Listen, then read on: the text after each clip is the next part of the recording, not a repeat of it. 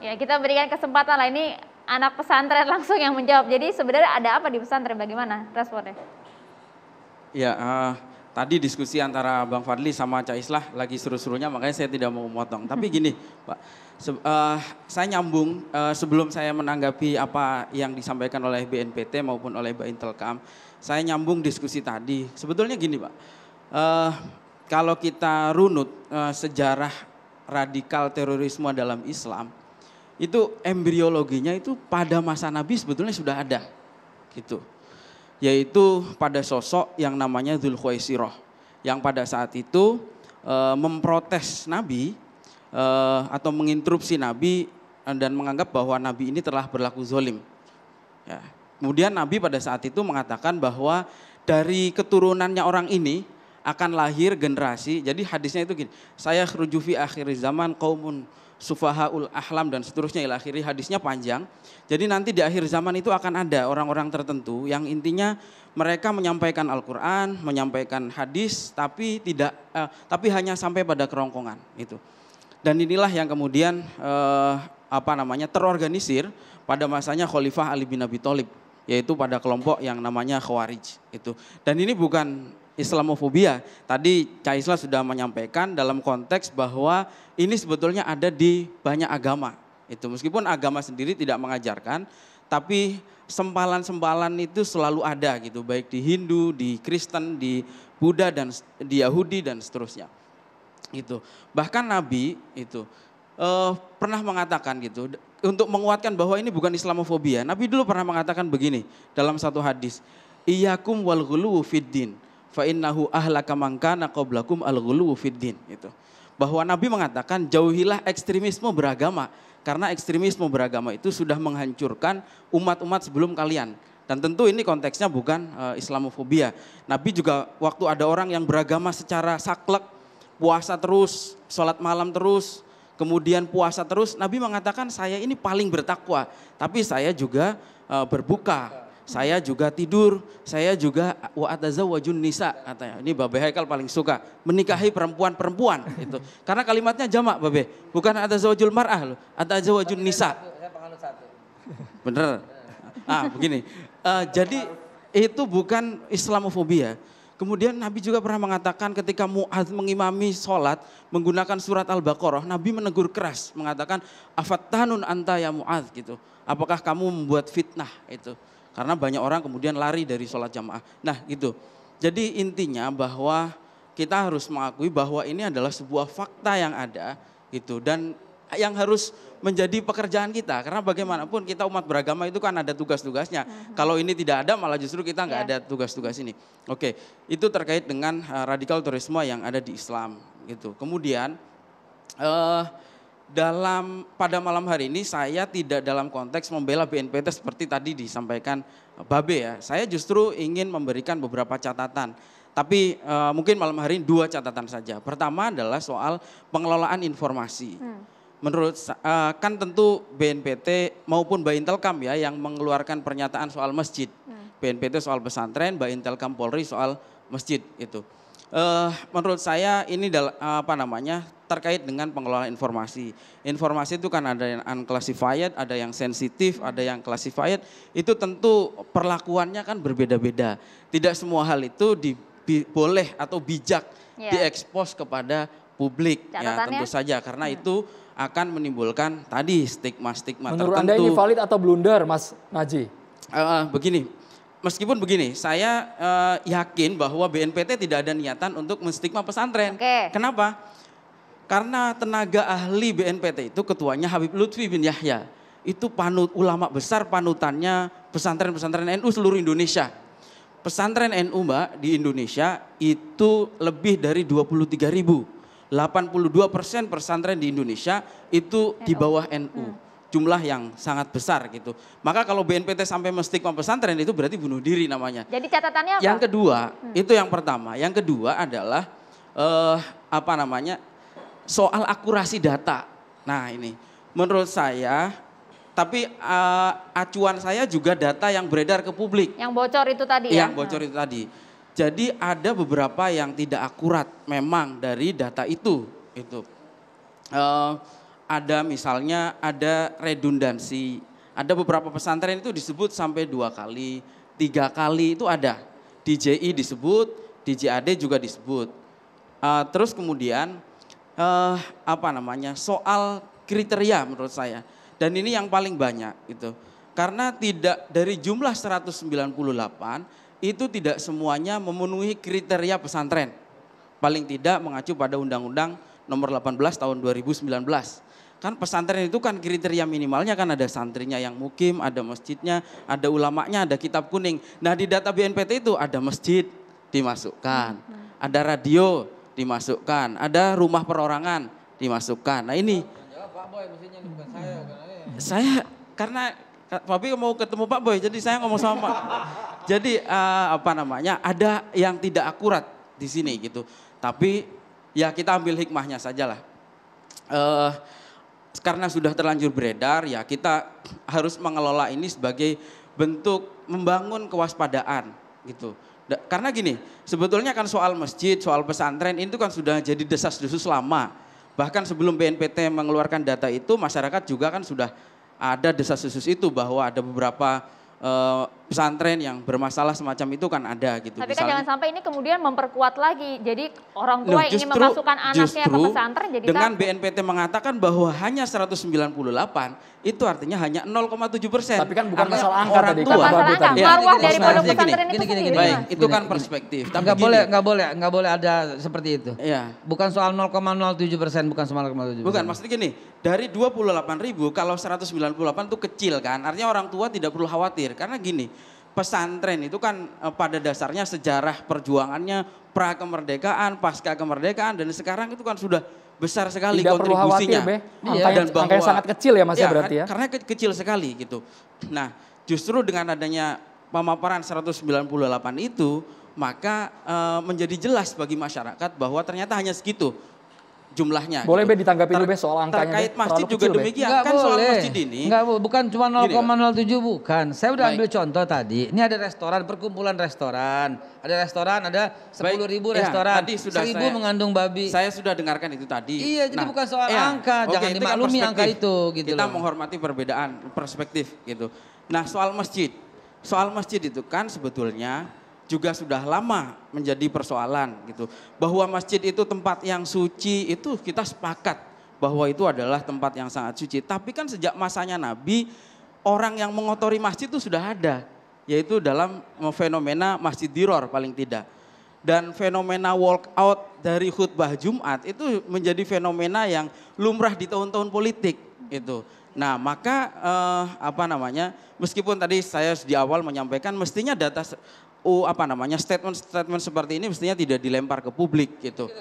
Sepakat bahwa kalaupun misalnya negara itu punya kepedulian terhadap pengelolaan masjid, kita apresiasi gitu. Kalau seumpama itu adalah suatu kepedulian dari negara gitu. Mas Islah jangan dilempar ke publik Mas data Iya. seperti ini. Kita nih bingung. Kemudian Dalam gini. diskusi, sebentar, kita nih bingung. Tadi udah kita bilang sama Pak Boy dan sekarang juga. Data itu jangan disebar dong. Kalau udah tahu kayak begitu, dibina, dididik, diajak dialog. Jadi, nggak betul, bisa juga setuju. ditangkap. Oke, siap. Tapi jawabannya begini, udah kok gitu loh. Udah kok loh. Itu ngapain lagi nih ngomongin 198 gitu Saya loh. terus terang begini, saya ingin menjembatani antara Mas Fadli dengan Babe Haikal tadi biar dapat dua-duanya. Iya, iya, Jadi iya. betapa hebatnya pemerintah ini, betapa hebatnya negara ini. Saya seringkali ketemu dengan salah satu mantan napiter yang pernah dihargai $1 juta kepalanya oleh Amerika dan dia ditangkap dan dia ada di Indonesia. Dia mengatakan begini, mengapa saya akhirnya sadar dan mencintai negara ini? Karena menurut dia sudah tahu Al-Mu'min Ngeruki itu memang tempatnya teroris, tapi yang dicomot itu adalah oknum-oknumnya. Pesantrennya sampai sekarang masih berdiri dan tetap beroperasi. Al-Islam di Lamongan itu tempatnya Amrozi, tempatnya Ali Imron, Fauzi dan sebagainya. Bahkan Imam Samudra juga episentrumnya ada di situ. Tapi yang dicomot tetap oknum-oknumnya. Bang Fadli individunya Bang yang dicomot. Pesantrennya masih tetap berdiri. Nah, Umar Patek membandingkan dengan akhirnya nyebut nama saya. Umar Patek waktu itu menyebutkan bahwa kalau di Afghanistan atau di Pakistan, pesantrennya itu jangankan bangunannya, orangnya juga dihabisi. Nah, itulah baiknya negara ini. Cak, saya ini alumni Timur Tengah, Cak. Mengalami langsung yang Suriah. semacam itu. Ini korban perang Suriah ini. Kalau kalau soal penanganan di Indonesia ini sangat humanis sekali sebetulnya. Jadi sudah sangat humanis, pendekatan-pendekatan semacam itu dilakukan. Persoalannya gini, Pak, mumpung ada Pak Fadlizon. Persoalannya di soal regulasi, Pak. Jadi di beberapa daerah, misalnya di NTB, di Bima itu, di Desa Penatowi ada pesantren namanya Mahat Abu Bakar As-Siddiq. Di Makassar itu ada pondok pesantren Ar-Ridho. Di Poso itu ada namanya Ansarus Sunnah. Itu pesantren-pesantren yang dimana pelaku-pelaku teror itu banyak muncul dari situ. Tapi pesantrennya tidak diapa-apakan dalam arti tidak ditindak secara hukum. Ya, ya. Kenapa? Karena memang tidak ada regulasinya. Bang Fadli. Soal masjid juga sebetulnya gini, kalau Pak Yusuf Kala menyampaikan kemarin tidak ada di masjid, itu pernah terjadi paling tidak tuh 2 kali. Perakitan bom Cibiru dan bom Samarinda itu dilakukan di dalam masjid. Itu. Saya kira penanganan itu memang perlu kita tingkatkan ya, dengan cara yang pendekatan-pendekatan yang lebih persuasif, terutama mereka yang dianggap mungkin salah jalan dalam hal ini ya. Karena saya tidak tahu bagaimana sih kriteria pemetaannya. Karena kalau sudah masuk masalah ajaran-ajaran itu kan para ahli, ulama, kiai ya, ustadz yang paling tahu. Tetapi kita kan tidak bisa menjadi hakim yang sentralistik di situ. Nah, saya melihat dari sisi pengumuman ini saja sebagai satu fenomena, 198 masjid kemudian mau dipetakan, itu dari sisi diksinya saja menurut saya menimbulkan masalah. Ya, menimbulkan satu masalah dan kegaduhan, kecurigaan dan sebagainya. Kita sekali lagi ingin Indonesia ini damai dan sejauh ini menurut saya damai. Justru yang saya tekankan tadi itu, yang tidak damai, yang jelas-jelas ada ancaman senjata dan lain, bukan ada di perbatasan sana ya, di ujung timur kita. Nah, itu yang harusnya diprioritaskan. Banyak masyarakat kenapa sih kok yang diprioritaskan mau memetakan masjid? Kenapa? Beda di sana Bang Fadli tadi. kayaknya biasa-biasa saja dianggapnya atau sampai menimbulkan korban. Menurut saya kita harus jawab itu Mas, ini, kepada publik Mas. Ini masalah prioritas di dalam pengambilan kebijakan. Bukan semuanya prioritas Mas sebenarnya Mas. Kalau menurut saya pola-pola terorisme itu bagaimanapun ada far enemy, ada near enemy. Nah, separatisme itu memang gerakan amaliyahnya tanda kutip itu memang sekarang saya terkonsentrasi di daerah yang ingin terpisah Mas. Kalau tadi sudah dinyatakan sebagai separatis, itu adalah teroris, ya kan? Ya. Itu kan yang paling mengancam NKRI kan? Ya, mereka ingin memisahkan diri. Iya kan? Ya. Dan berapa banyak coba? Anda mengikuti nggak berapa banyak korban dari TNI, dari Polri? Oh ya, tapi kalau kita akumulasi korban terorisme di Indonesia juga banyak Mas. Jangan berapa sih angkanya? Apanya? Maksud saya imminent threat gitu ya. Sebagai satu ancaman yang nyata yang berada di depan, apakah di masjid atau pesantren itu nyata? Mas, kita sebenarnya beda perspektif di situ, Mas. Enggak, ini masalah. Sampean mengatakan korban dalam konteks nyawa. Kalau saya dalam pemikiran, Mas. Coba bayangan kalau ini terakumulasi secara luas. Korban? Tidak mungkin.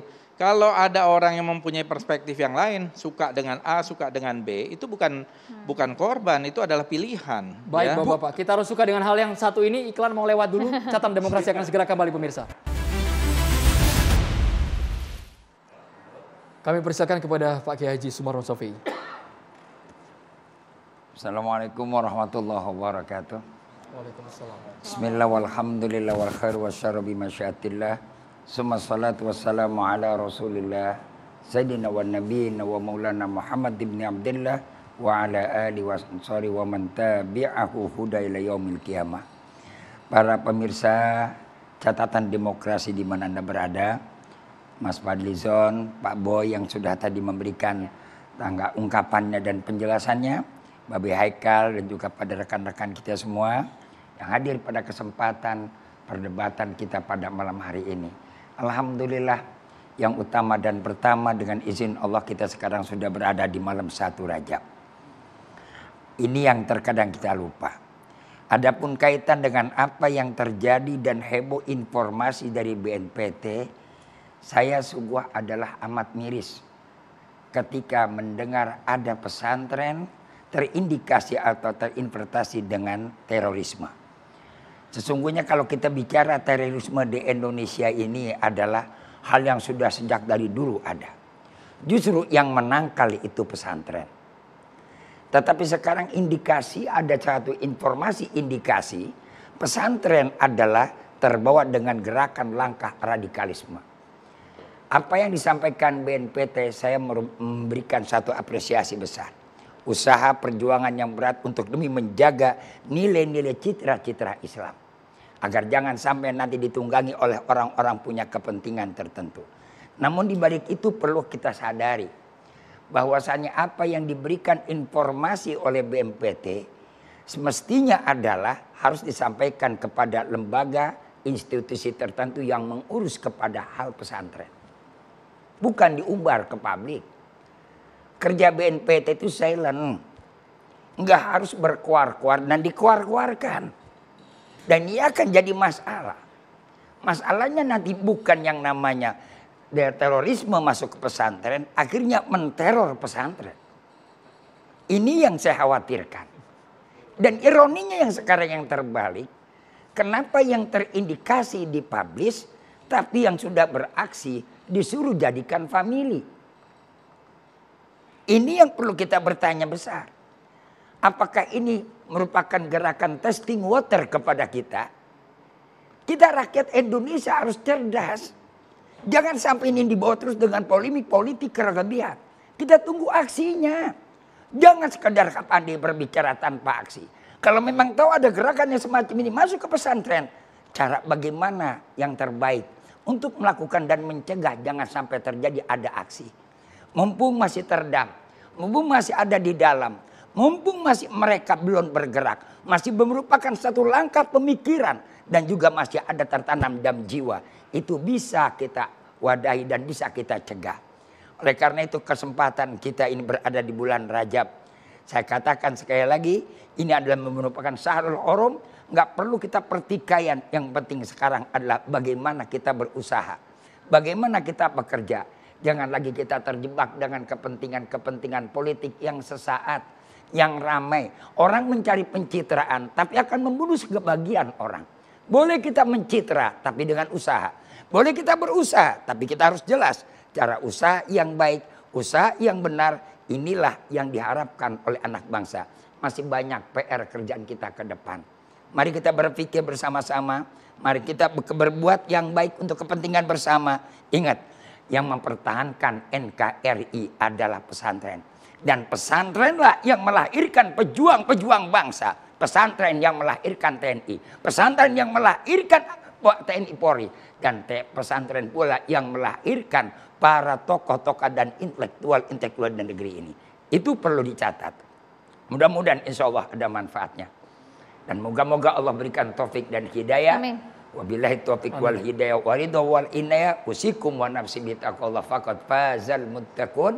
Assalamualaikum warahmatullahi wabarakatuh. Waalaikumsalam warahmatullahi wabarakatuh. Terima kasih banyak Pak Kiai Sumarno, Mas Islam, Mas Naji. Terima kasih juga Babe Haikal dan juga Bang Fadlizon. Kita berjumpa lagi pemirsa di catatan demokrasi minggu depan. Sampai jumpa. Sampai jumpa.